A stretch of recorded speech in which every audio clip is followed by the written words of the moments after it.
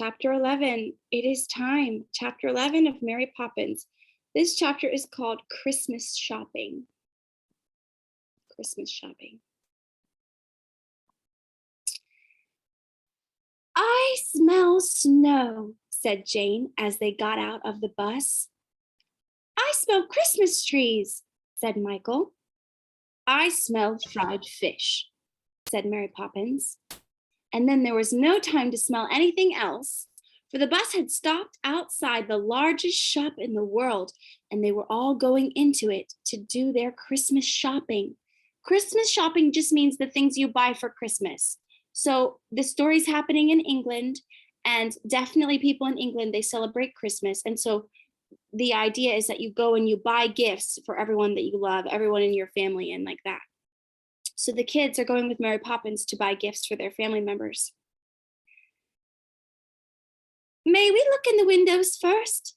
Said Michael, hopping excitedly on one leg. I don't mind, said Mary Poppins with surprising mildness. Not that Jane and Michael were really surprised, for they knew that the thing Mary Poppins liked doing best of all was looking in shop windows. They too knew that while they saw toys and books and holly boughs and plum cakes, Mary Poppins saw nothing but herself reflected there. Look, aeroplanes, said Michael as they stopped before a window in which toy aeroplanes were careering through the air on wires. And look there, said Jane, two tiny babies in one cradle. Are they chocolate, do you think, or china? China is a kind of glass. So sometimes dolls in that time, like baby dolls, their faces were actually made of glass. You had to be gentle with them. Or I guess it could be made out of chocolate, which sounds strange. Just look at you, said Mary Poppins to herself. Oh, sorry, I said that the wrong way. She's talking to herself. Just look at you, said Mary Poppins to herself, particularly noticing how nice her new gloves with the fur tops looked. They were the first pair she had ever had, and she thought that she would never grow tired of looking at them in the shop windows with her hands inside them. And having examined the reflection of the gloves, she went carefully over her whole person, coat, hat, scarf, and shoes, with herself inside. And she thought that on the whole she had never seen anybody looking quite so smart and distinguished.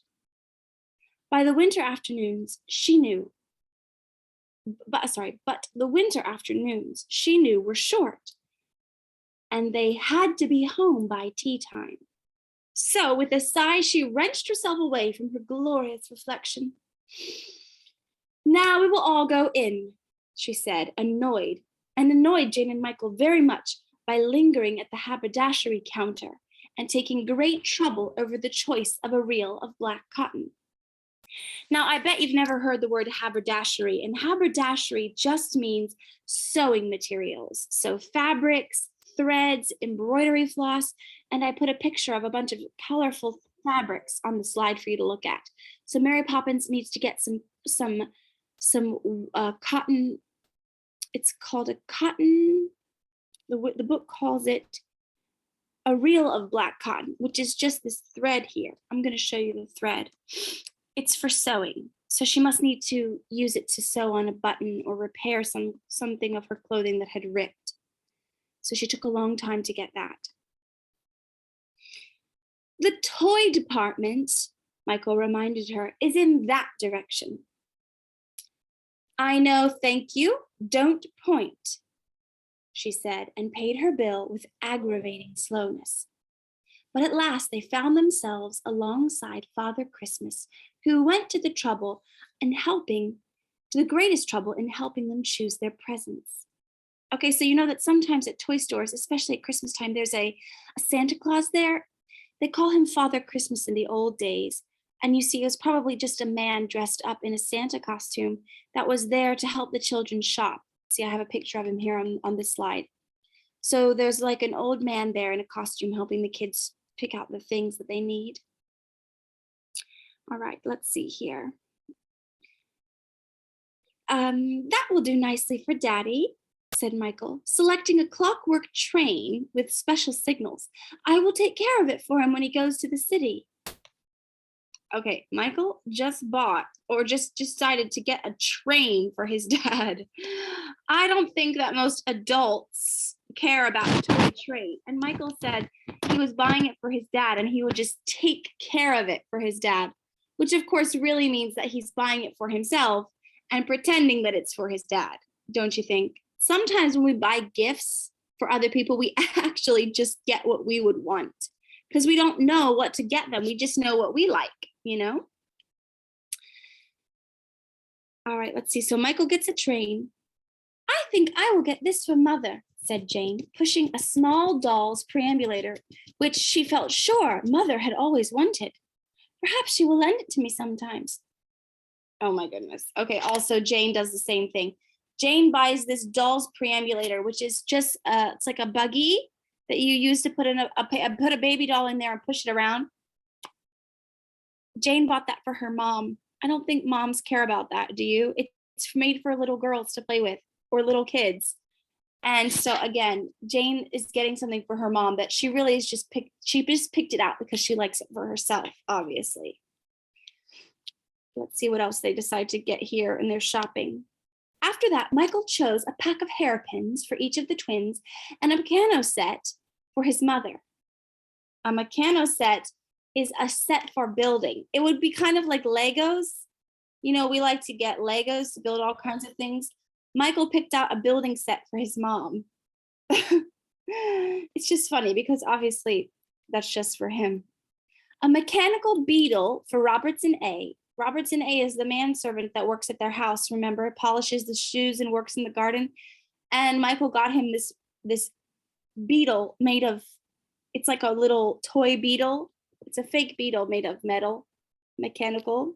Maybe it moves a little bit. I don't think an old man cares about that, but. And a pair of spectacles for Ellen, whose eyesight was perfectly good. Okay, so another silly gift, I guess. Spectacles means glasses, and there's a picture of some right here. So Michael bought a pair of glasses for Ellen, who she doesn't even need glasses. He just got them for her. I guess he thought they would look good on her. Some bootlaces from Mrs. Brill, who always wore slippers. Okay, bootlaces are just like the strings that you put inside a boot when you want to tie it up. One thing I forgot to point out earlier, these gloves, this would have been the style of gloves that Mary Poppins had that when she was looking in the window and admiring herself and her style. These are the kind of gloves she had with the fur trim on the top, you see in the picture. So just remember those gloves because they come back in the story. Jane, after some hesitation, eventually decided that a white dickie would be just the thing for Mr. Banks. Okay, this weird shirt thing, this is called a white dickie. What it is it's like if you're wearing some clothes and you don't want to actually wear two shirts. Let's say I have a sweater on and there's like too much skin up here and I'm cold, but I just want to wear the sweater and I don't want to wear a whole nother shirt inside underneath. Just wear this white dickie, and it's a collar, as you can see, and then like just the top of the shirt. So people will never know. If you put that on and then you put on a sweater like this, people will never know that you don't actually have another shirt on underneath. So that's what Jane picked out for her dad. I think, does it say that? Yes. And she brought Robinson Crusoe for the twins to read when they grew up. Okay, so Robinson Crusoe is this book down here. It's a very popular book, but actually it's a book about a man who's kind of an adventurer and a hunter. I don't think that would be a good book for babies. That's why Jane said they can read it when they grow up. Until they are old enough, I can read it myself, she said. I'm sure they will lend it to me. Okay, so this is just another gift that Jane is getting for herself, pretending that it's for somebody else. Mary Poppins then had a great argument with Father Christmas over a cake of soap. Why not life, boy? Said Father Christmas, trying to be helpful and looking anxiously at Mary Poppins, for she was being rather snappy. I prefer Vinolia. Okay, so these are just two different kinds of soaps. Father Christmas is there in the shop. He's just trying to give people help. He said, "Oh, you should get this. It's called Lifebuoy soap." And Mary Poppins said, "Nope, I want this kind, Vinolia." She's just being picky about it. Father Christmas is probably so confused why she's so, snippy. "My goodness," she said, smoothing the fur of her right hand glove. "I wouldn't like half a cup of tea." Would you quarter? Would you quarter like it, though?" asked Michael. "There was no call for you to be funny," said Mary Poppins in such a voice that Michael felt that indeed there wasn't. "And it is time to go home." There, she had said the very words they were hoping she wouldn't say. Oh, that was so like Mary Poppins. "Just 5 minutes longer?"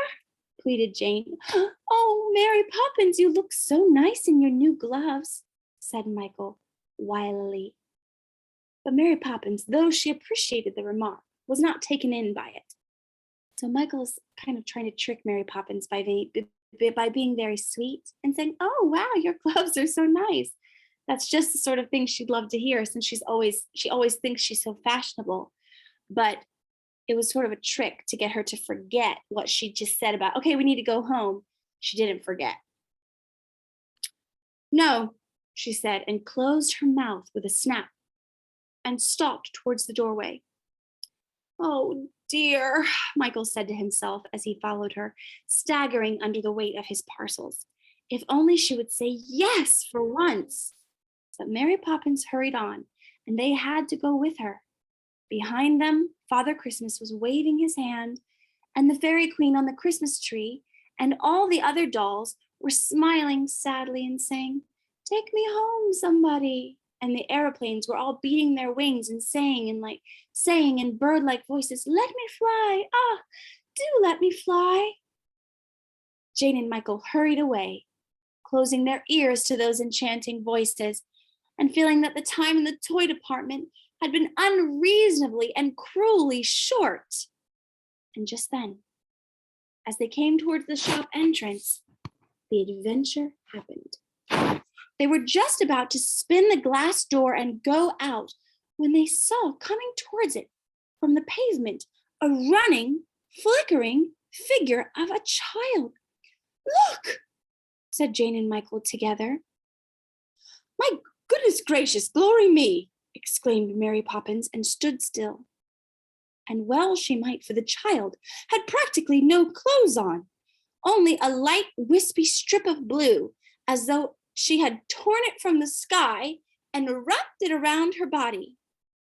It was evident that she did not know much about spinning doors, for she went round and round inside it, pushing it so that it should spin faster and laughing as it caught her, sent her whirling round and round inside. Then suddenly, with a quick little movement, she freed herself, sprang from it, and landed inside the shop. She paused on tiptoe, turning her head this way and that, as though she were looking for someone. Then, with a start of pleasure, she caught sight of Jane and Michael and Mary Poppins as they stood, half hidden behind an enormous fir tree, and ran toward them joyously. "Ah, there you are! Thank you for waiting. I'm afraid I'm a little late," said the child, stretching out her bright arms to Jane and Michael. Now she cocked her head to one little side. "Aren't you glad to see me?"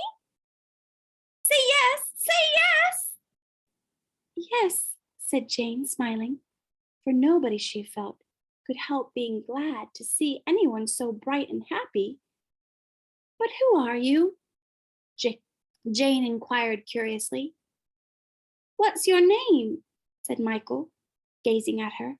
"Who am I? What's my name? Don't say you don't know me. Oh, surely, surely." The child seemed very surprised and a little disappointed. She suddenly turned to Mary Poppins and pointed her finger. "She knows me, don't you? I'm sure you know me."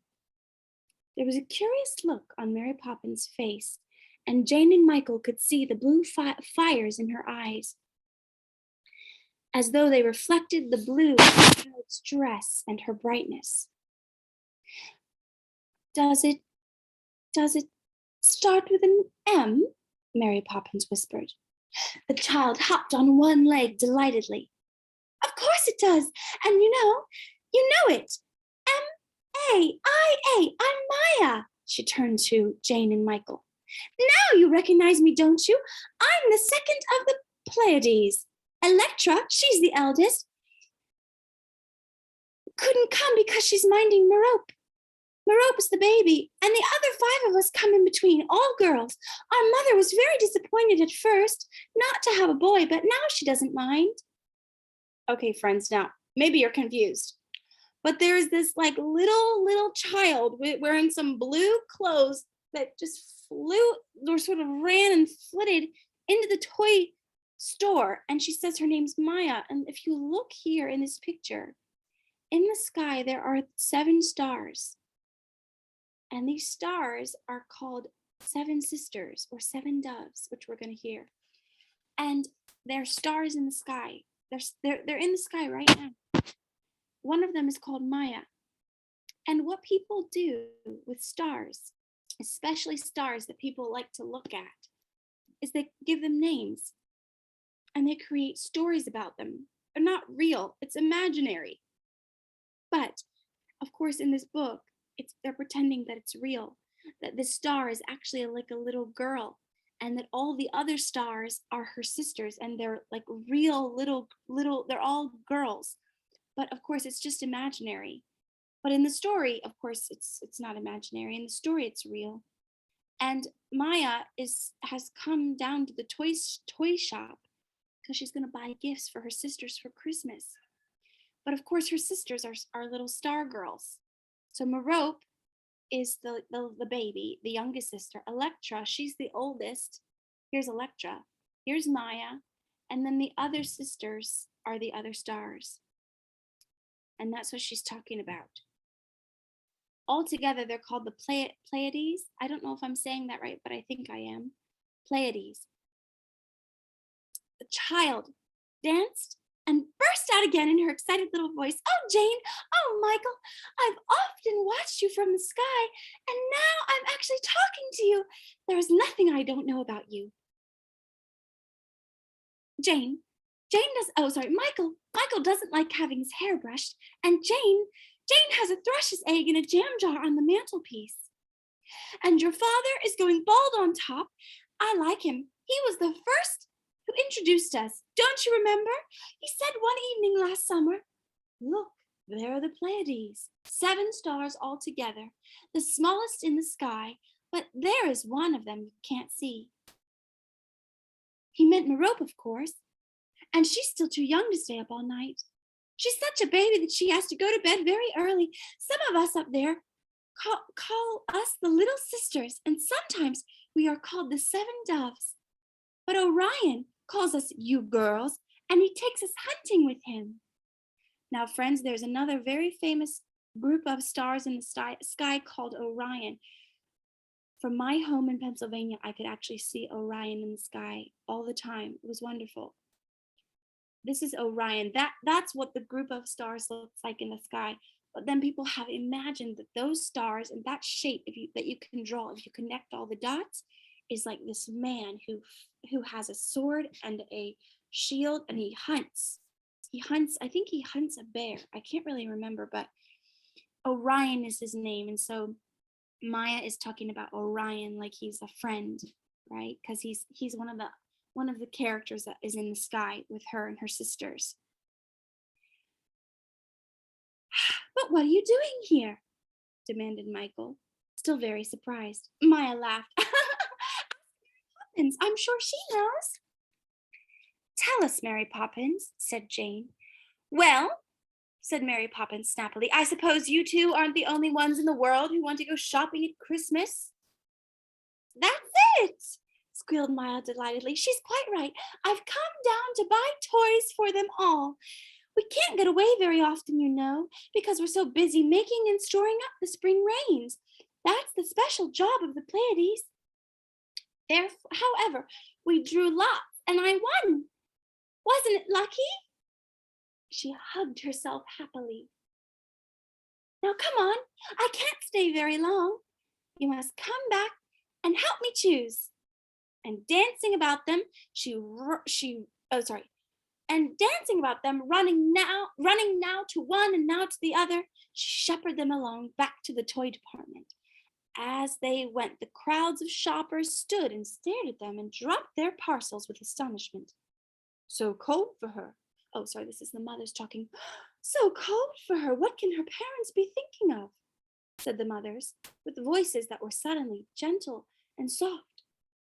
I mean to say, said the fathers, it shouldn't be allowed. Must write to the Times about it. See, all the other families are worried about this little girl who's not wearing much clothes, that she's going to be cold because it's winter time. Their voices were unnaturally gruff and gritty. The shop walkers behaved curiously too. As the little group passed, they bowed to Maya as though she were a queen.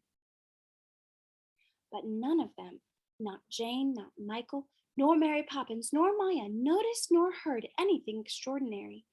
They were too busy with their own extraordinary adventure. Here we are, said Maya as she pranced into the toy department. Now, what shall we choose? An assistant bowed respectfully as soon as she saw her. I want something for each of my sisters, 6 of them. You must help me, please, said Maya, smiling at him. Certainly, madam, the assistant agreed. First, my eldest sister, said Maya. She's very domestic. What about the little stove with the silver saucepans? Yes, and that striped broom. We're so troubled with stardust, and she will love having to sweep it up with it. The assistant began wrapping the things in colored paper. Now, friends, here is the stove. It's a toy stove, so it's very small, and you see those little silver pots. And then this one with the bristles here, this is the little striped broom. It's used for dusting. And Maya was saying that there's stardust in the sky that they can sweep away with the broom, which she's going to give it to her sister, Electra. Now for Taggart. She likes dancing. Don't you think, Jane, a skipping rope will be just the thing for her? You'll tie them carefully, won't you? She said to the assistant. I have a long way to go. She fluttered among the toys, never standing still for a moment, but walking with a light, quick silver step, as though she were still twinkling in the sky. Mary Poppins and Jane could not take their eyes off her as she flickered from one of them to the other, asking their advice. Oh, then there's Alcyone. She's difficult. She's quiet and thoughtful, and she never seems to want anything. A book, do you think, Mary Poppins? What is this? Family, the Swiss Robinsons? I think she would like that, and if she doesn't, she can look at the pictures. Wrap it up. She handed the book to the assistant. I know what Seleno wants, she went on, a hoop. She can bowl it across the sky in the daytime and make a circle of it to spin about her at night. She'll love that red and blue one. The assistant bowed again and began to wrap up the hoop. The assistant in the toy store is just wrapping up everything she's choosing as a gift so that she can take it home and give it to her sisters. Now, there are only the 2 little ones left. Michael, what would you advise for stroke? What about a top? Said Michael, giving the question his earnest consideration. A humming top? What a good idea! She will love watching it go waltzing and singing down the sky. And what do you think for Merope, the baby, Jane? John and Barbara, said Jane shyly, have rubber ducks. Maya gave a delighted squeak, and she hugged herself.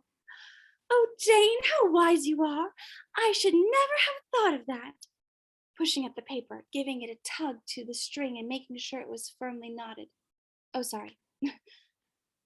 A rubber duck from a rope, please. A blue one with yellow eyes.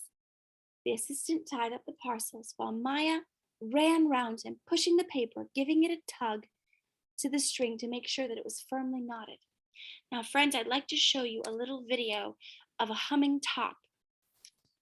This is something that maybe I don't know what a spinning top is, but I don't know if you know what a humming top is, and that is a kind of top that makes a humming sound when it whirls around.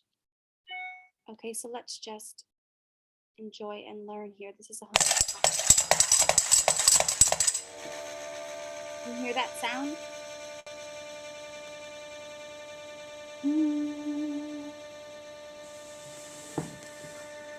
Spins on the ground, makes that humming noise.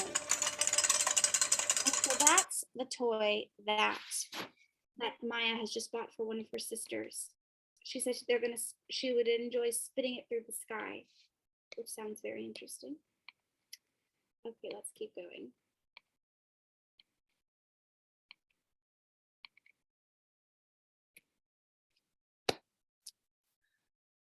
Michael, oh, sorry, that's right, she said. You see, I mustn't drop anything.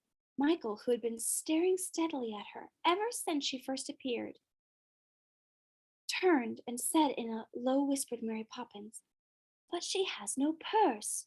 Who will pay for the toys?" "None of your business," snapped Mary Poppins. "And it's rude to whisper." She began to fumble busily in her pocket. "What did you say?" demanded Maya with round, surprised eyes. "Pay? Nobody will pay. There is nothing to pay, is there?" She turned her shining gaze upon the assistant. The assistant is like the person,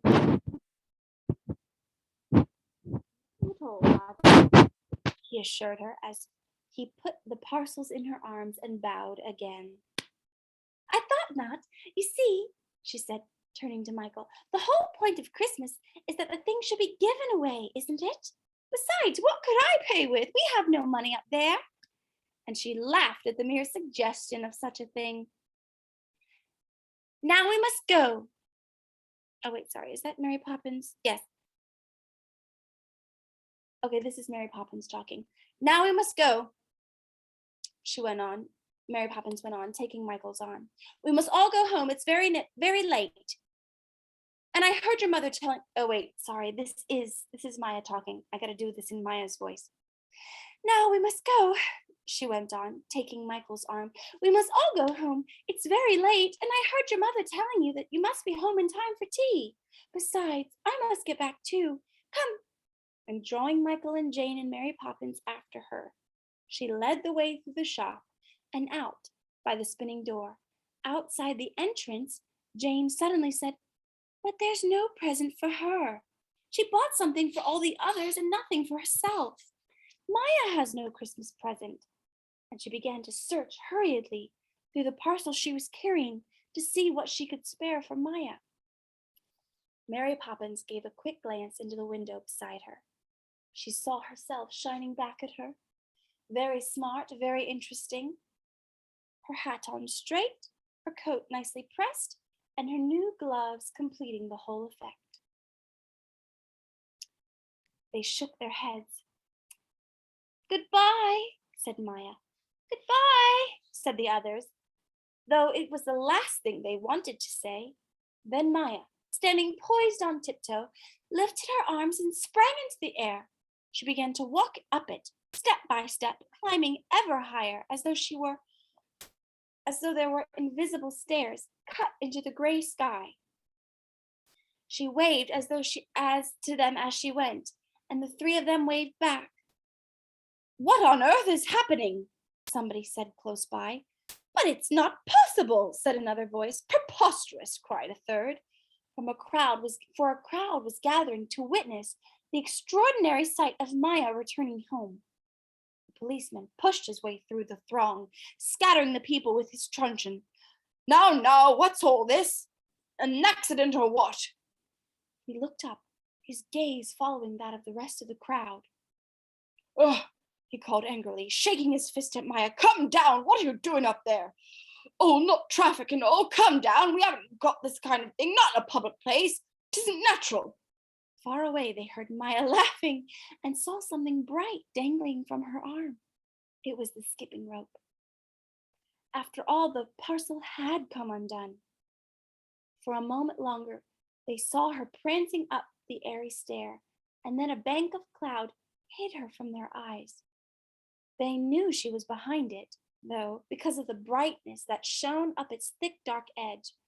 "Well, I'm jittered," said the policeman, staring upwards and scratching his head under his helmet.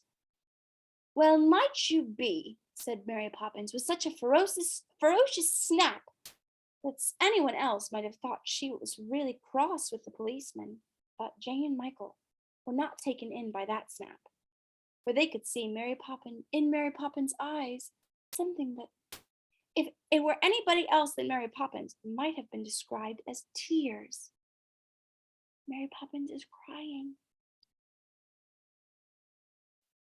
"You'll be quiet," she said to Jane in her snappiest voice. At the same time, she whipped off her new gloves and thrust one onto each of Maya's hands. Mary Poppins just threw her glove into the sky onto Maya's hand. "There," she said gruffly. "It's cold today. You'll be glad of them." Maya looked at the gloves, hanging very large and almost empty upon her hands. She said nothing, but moving close to Mary Poppins, she reached up to her spare arm and put it around Mary Poppins' neck and kissed her. A long look passed between them, and they smiled as people smile who understand each other. Maya turned them, and with her hand lightly touched the cheeks of Jane and Michael, and for a moment they all stood in a ring, the windy corner, gazing as though they were enchanted. "I've been so happy," said Maya, softly breaking the silence. "Don't forget me, will you?" "Could we have imagined it?" said Michael, breaking the silence. "Could we have imagined it?" said Michael when they got home, and they told the story to their mother. "Perhaps, Mrs. Banks, we imagine strange and lovely things, my darling." "But what about Mary Poppins' gloves?" said Jane. "We saw her give them to Maya, and she's not wearing them now, so it must be true." "What? Mary Poppins!" exclaimed Mrs. Banks. "Your best fur-topped gloves! You gave them away?"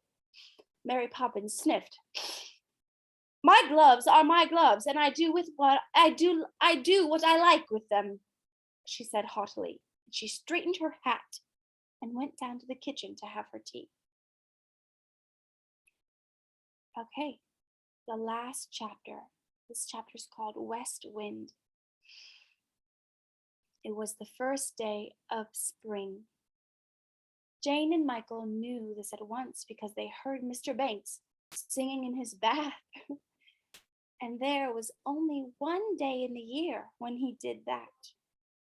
They always remembered that particular morning. For one thing, it was the first time they were allowed to come downstairs for breakfast. And for another, Mr. Banks lost his black bag. So that day began with two extraordinary happenings. "Where is my bag?" shouted Mr. Banks, turning round and round in the hall like a dog chasing its tail. And everybody else began running round and round too. Ellen and Miss Brill and the children. Even Robertson A made a special effort and turned around twice. At last, Mr. Banks discovered the bag himself in his study, and he rushed into the hall with it, holding it aloft. "Now," he said, as though he were delivering a sermon, "my bag is always kept in one place, here, on the umbrella stand. Who put it in the study?" he roared. "You did, my dear, when you took the income tax papers out of it last night," said Mrs. Banks. Mr. Banks gave her such a hurt look that she wished she had been less tactless, and she had said she put it there herself. "Humph! Humph!" he said, blowing his nose very hard, and taking his overcoat from its peg. He walked with it to the front door. "Hello," he said more cheerfully. "The parrot tulips are in bud." He went into the garden and sniffed the air.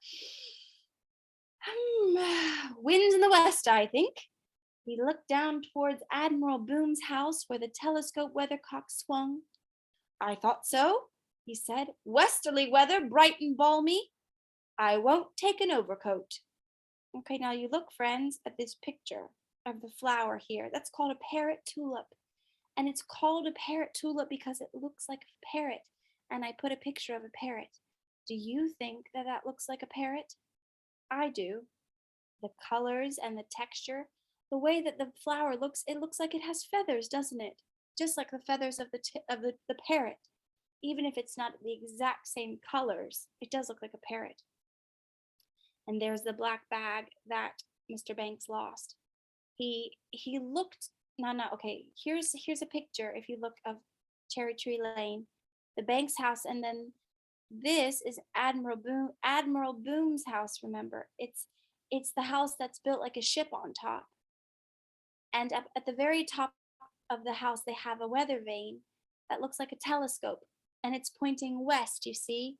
The W, that means the wind is in the west. It's a westerly wind. So Mr. Banks says he's not going to wear an overcoat because it's going to be good weather. This is a picture of him wearing his overcoat, but of course he's not wearing it. I just put that there for reference, so you would remember what an overcoat is. All right, let's see here.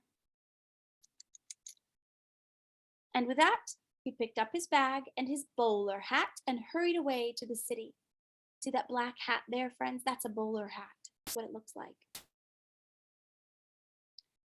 Did you hear what he said? Michael grabbed Jane's arm. She nodded. Wind in the west, she said slowly. Neither of them said any more, but there was a thought in each of their minds that they wished was not there. They forgot it soon, however, for everything seemed to be as it always was, and the spring sunlight lit up the house so beautifully that nobody remembered it needed a coat of paint and new wallpapers. On the contrary, they all found themselves thinking that it was the best house in Cherry Tree Lane. But trouble began after luncheon. Jane had gone down to dig in the garden with Robertson A. She had just sown a row of radish seeds, and presently she heard a commotion in the nursery, and the sound of hurrying footsteps on the stairs. Presently, Michael appeared, very red in the face, panting loudly. "Look, Jane, look!" he cried and held out his hand. Within it lay Mary Poppins' compass, with the disc frantically swinging around the arrow as it trembled in Michael's shaking hand. "The compass?" said Jane, looking at him questioningly. Michael suddenly burst into tears. "She gave it to me," he wept. "She said I could have it all for myself now. Oh, there must be something wrong. What's going to happen? She's never given me anything before."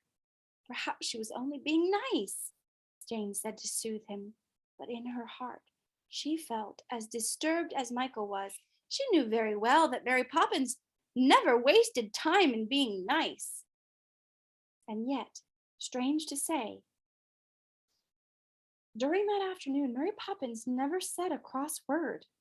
Indeed, she hardly said a word at all. She seemed to be thinking very deeply, and when they asked questions, she answered them in a faraway voice. At last Michael could not bear it any longer. "Oh, do be cross, Mary Poppins. Do be cross again." Now remember, friends, to be cross, that's not something that we usually say now, but it just means to be grumpy. Because Mary Poppins is always acting grumpy by scolding the children and saying things like, "Michael, stop that," But she's being very, very friendly, and it's making them feel confused and weird because she's acting different. "Mary Poppins, do be cross again. It is not like you. Oh, I feel so anxious." And indeed, his heart felt heavy with the thought that something, he did not quite know what, was about to happen at number 17 Cherry Tree Lane. Trouble, trouble, and it will trouble you. Oh, sorry, she says it crossly. Trouble, trouble, and it will trouble you, said Mary Poppins crossly in her usual voice. Immediately, Michael felt a little better. Perhaps it's only a feeling, he said to Jane. Perhaps everything is all right, and I'm just imagining. Don't you think so, Jane? Probably, said Jane. But she was thinking hard, and her heart felt tight in her body. The wind grew wilder towards evening, and she blew in little gusts about the house. It went puffing and whistling down the chimneys, slipping in through the cracks under the windows, turning the nursery carpet up at the corners. Mary Poppins gave them their supper and cleared away the things, stacking them neatly and methodically. Then she tidied up the nursery and put the kettle on the hob. There, she said, glancing around the room to make sure everything was all right. She was silent for a minute.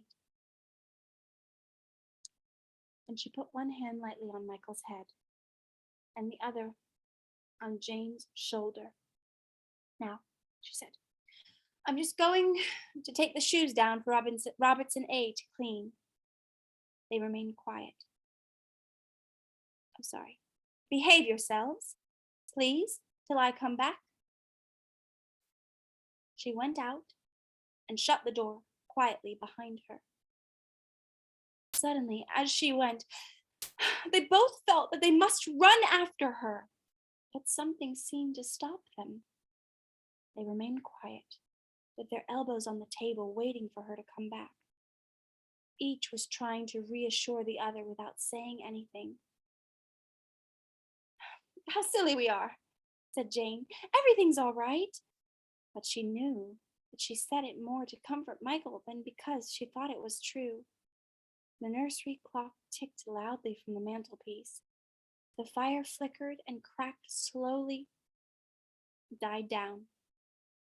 They still sat there at the table waiting.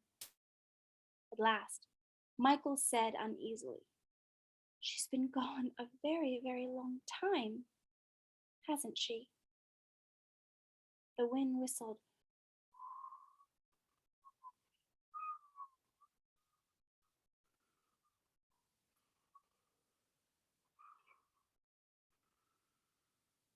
And cried about the house, as if in reply. The clock went on ticking.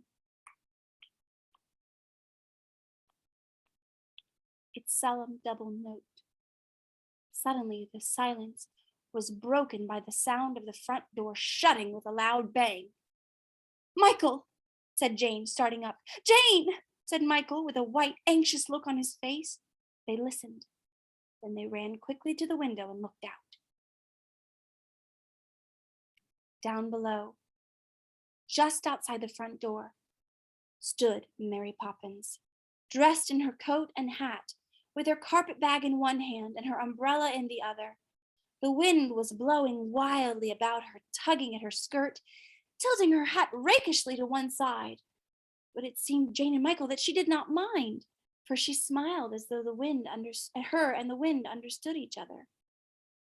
She paused for a moment on the step and glanced backward toward the front door. Then, with a quick movement, she opened the umbrella, though it was not raining, and thrust it over her head. The wind, with a wild cry, slipped under the umbrella, pressing it upwards as though trying to force it out of Mary Poppins' hand. But she held on tightly, and that, apparently, was what the wind wanted her to do, for presently it lifted the umbrella higher and higher into the air, and Mary Poppins was lifted from the ground. It carried her lightly so that her toes just grazed the garden path. Then it lifted her over the front gate and swept her up towards the branches of the cherry trees in the lane. She's going, Jane, she's going, said Michael, weeping. Quick, cried Jane, let us get the twins. They must see the last of her. She had no doubt now, nor had Michael, that Mary Poppins had gone for good, because the wind had changed. They each seized a twin and rushed back up to the window.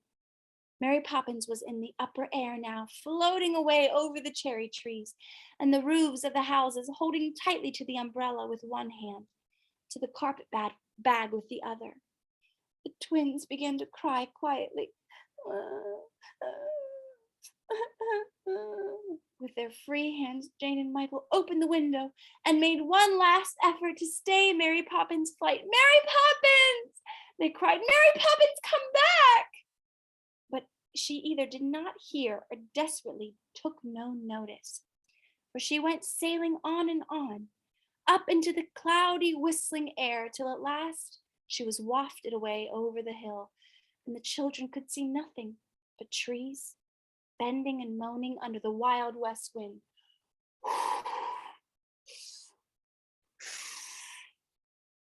She did say she would anyway. She stayed until the wind changed, said Jane, sighing and turning sadly from the window. She took John to his cot and put him into it. Michael said nothing, but as he brought Barbara back and tucked her into bed, he was sniffing uncomfortably.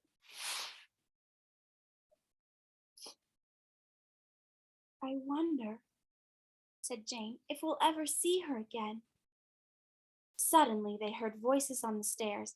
Children, children, Miss Banks was calling as she opened the door. Children, I am very cross.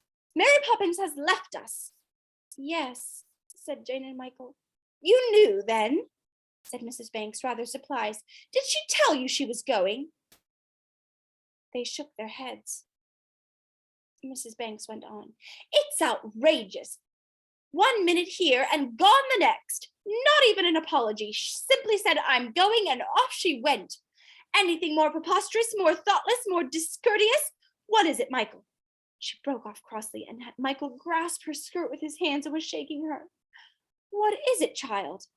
Did she say she'd come back? He cried, nearly knocking his mother over. Tell me, did she?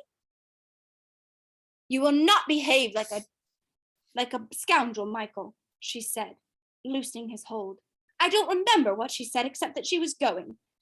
But I certainly shan't have her back if she does want to come, leaving me high and dry with nobody to help me, without a word of notice. Oh, mother, said Jane reproachfully, you are a very cruel woman, said Michael, clenching his fist as though at any minute he would strike her. Children, I am ashamed of you, really I am. I want anybody back who has treated your mother so badly. I am utterly shocked. Jane burst into tears. Mary Poppins is the only person I want in the world, Michael wailed and flung himself onto the floor. Really, children, really, I don't understand you. Do be good, I beg of you. There's nobody to look after you tonight. I have to go out to dinner, and it's Ellen's day off. I shall have to send Miss Brill up. She kissed them absent-mindedly and went away with an anxious little line in her forehead, which means the mother was like this. There's a line in her forehead. The mother isn't very thoughtful. She doesn't care about being with the children. Mary Poppins cared about the children, and now Mary Poppins is gone. Mrs. Banks is just upset that their nanny has left, because of course Mary Poppins worked for their family. She was their nanny. She worked to take care of the children, and now she's gone. And so the mother's just mad about that. But Jane and Michael are truly heartbroken because they love Mary Poppins and they don't know when they're going to see her again. Well, if I ever did, her going away and leaving you poor dear children in the lurch like that, said Mrs. Brill up a moment later, bustling in and settling to work on them. A heart of stone, that's what that girl had, and no mistake. Or my name's not Clara Brill. Always keeping to herself too. Not even a lace handkerchief or a hat pin to remember her by. Get up, will you please, Master Michael? Mrs. Brill went on, panting heavily. How we stood her so long, I don't know, with her airs and her graces and all. What a lot of buttons, Miss Jane. Stand still, do now, and let me undress you, Master Michael. Plain she was too, nothing much to look at. Indeed, all things considered, I don't know we won't be better off. After all, Miss Jane, where's your nightgown? Why, what's this under your pillow? Miss Brill had drawn out a small knobbly parcel. What is it? Give it to me, give it, said Jane, trembling with excitement. She took it from Miss Brill's hands very quickly. Michael came and stood near her and watched her undo the string and tear away the brown paper. Mrs. Brill, without waiting to see what emerged from the package, went in to the twins. The last wrapping fell to the floor, and the thing that was in the parcel lay in Jane's hand.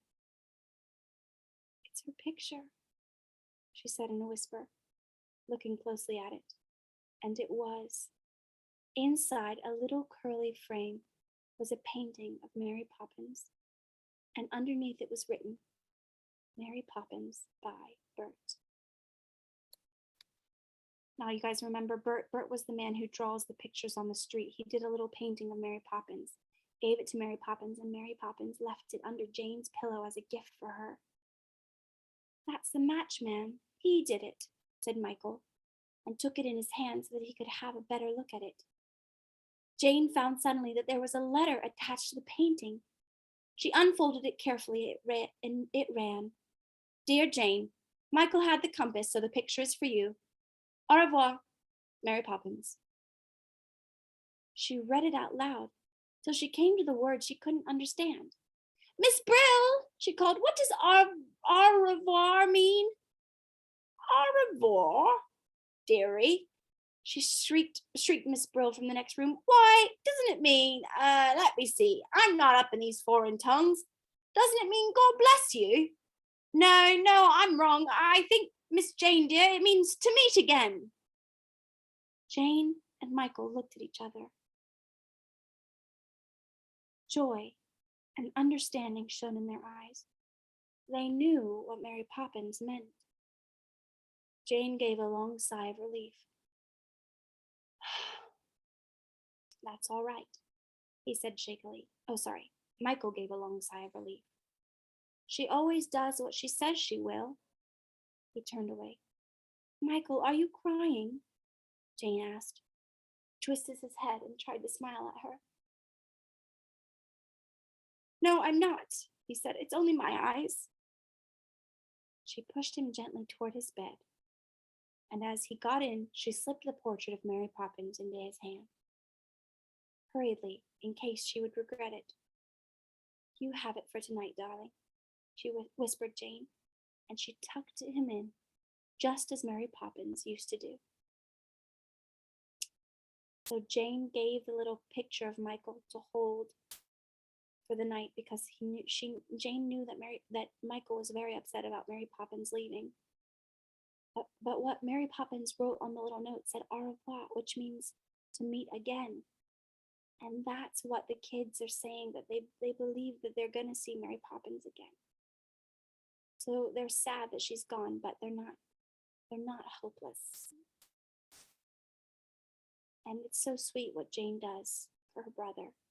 She lets him hold the gift, the special gift that Mary Poppins gave to her. And she tucked him into bed to make him feel better. She was being a wonderful big sister, and she learned that from Mary Poppins, because Mary Poppins really did love the kids, didn't she?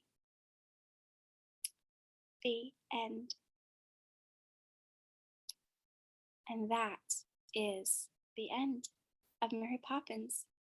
Thank you so much for staying to the end, friends. I'm really glad that you did.